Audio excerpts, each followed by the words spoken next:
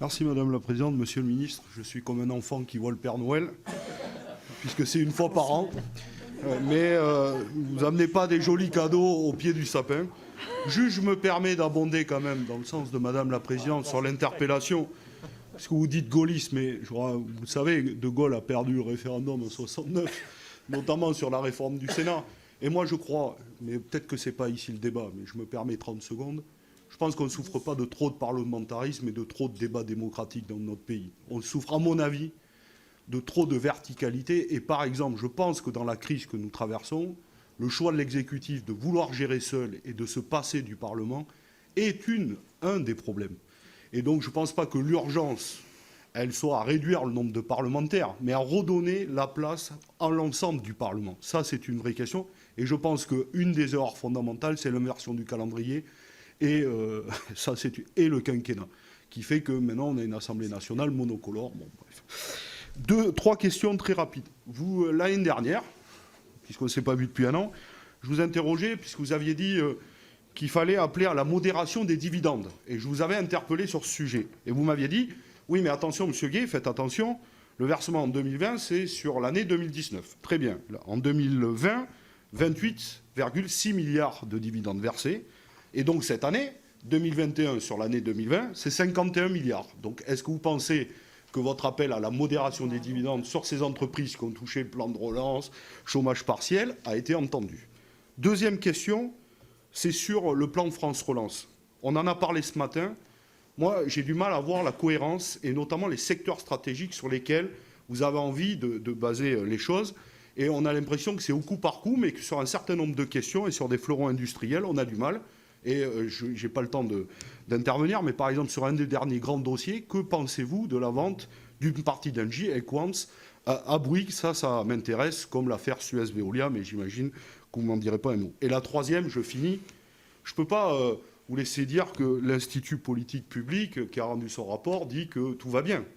Vous avez raison, c'est plus 1,6 de pouvoir d'achat en moyenne pour les ménages.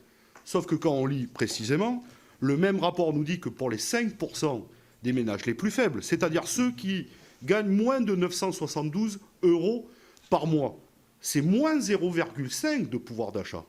Par contre, les 1% les plus privilégiés, c'est 100 000 € en moyenne. Eux, c'est plus 2,8% de pouvoir d'achat gagné. Et si on s'adresse aux 0,1% les plus riches, oui, je finis, c'est plus 4,1%. Donc là, on a une inégalité. Et moi, je pense que les gens, ils ne veulent pas des chèques énergie, des chèques repas, des chèques, etc. Ils veulent l'augmentation des salaires. Là aussi, vous avez appelé le patronat à augmenter les salaires, mais j'ai vu que Geoffroy Roux de Bézieux, vous avez répondu dans les Échos qu'il n'en est pas question. Que pensez-vous faire sur cette question d'augmentation des salaires, et notamment des salaires les plus faibles? Je vous remercie. Fabien Gay, merci de m'avoir traité de Père Noël à quelques semaines. Ça va de Noël. Ça me rend populaire auprès de mes quatre garçons. Un mot peut-être sur les dividendes.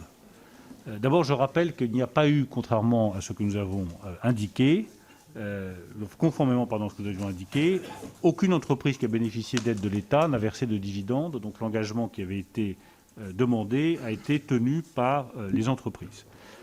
Ensuite, les dividendes sont élevés. Oui, ça récompense le risque pris par les actionnaires, y compris, je le rappelle, des millions de Français qui ont un PEA, qui ont une assurance vie libellée en unité de compte et qui investissent dans les PME ou dans les entreprises françaises. Donc on ne peut pas appeler les Français à participer au financement de l'économie et qu'il n'en ait pas le juste retour en face. Ensuite, sur France Relance et les secteurs stratégiques.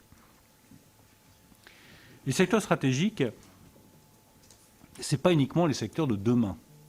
C'est aussi les secteurs d'aujourd'hui qu'il faut accompagner dans leur mutation.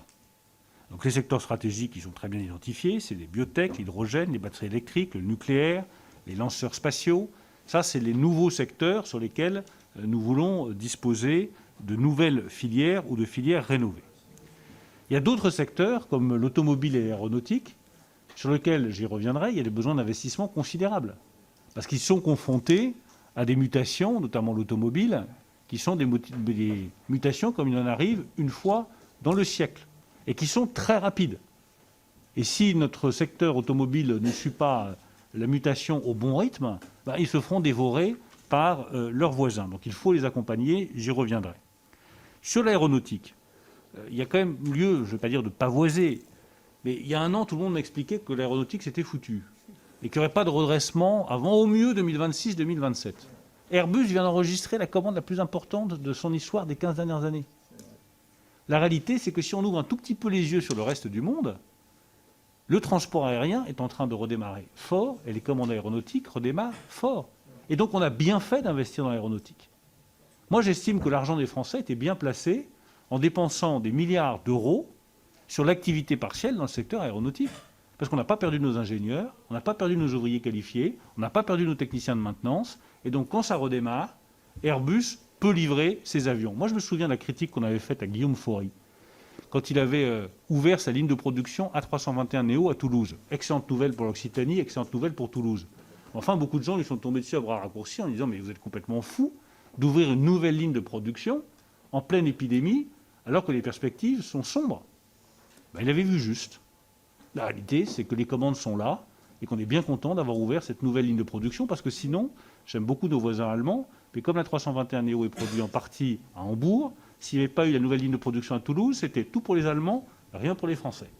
Je trouve que c'est bien qu'il y ait un peu pour les Allemands et un peu pour les Français aussi. Ensuite, sur le pouvoir d'achat. Moi, je conteste les moins 0,5% qui sont proposés par l'Institut de politique publique. Pour des raisons qui sont simples, c'est que dans ce chiffre-là, ne sont comptabilisés ni l'indemnité inflation que nous venons de mettre en place, ni la revalorisation des prestations sociales votées en 2018. Et là, je trouve l'argument, je le dis parce que je trouve que c'est un très bon rapport, mais franchement, dire que comme la décision a été prise en 2017, dans le précédent quinquennat, mais adoptée en 2018, du coup, elle n'est pas comptabilisée dans le pouvoir d'achat des Français, honnêtement, je trouve que ça se discute.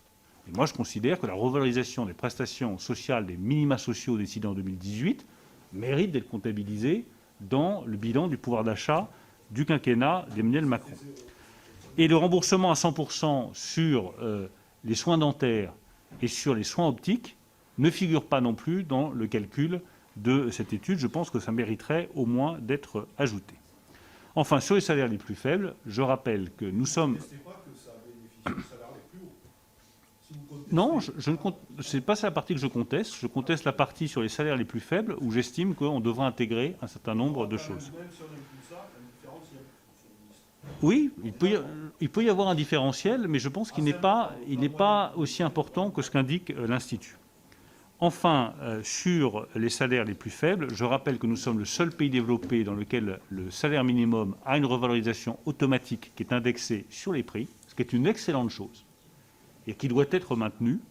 Et je considère qu'il faut maintenir évidemment toutes les politiques que nous avons mises en place, prime d'activité, cotisation patronale baissée, défiscalisation des heures supplémentaires ou défiscalisation des pourboires qui permettent à un salarié au niveau du SMIC de toucher non pas 1 270 euros net par mois, mais 1 492 euros net par mois, c'est-à-dire presque 1 500 euros net par mois.